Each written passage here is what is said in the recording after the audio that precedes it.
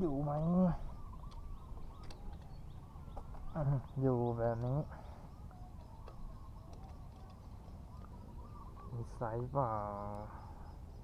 ได้แต่ไซส์เล็ก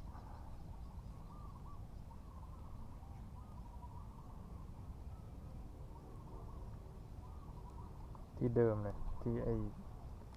ได้ปลาช่อนเลย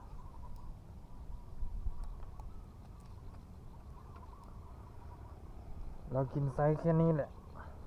คนอื่นเขาได้แต่ไซส์โล3 นิ้ว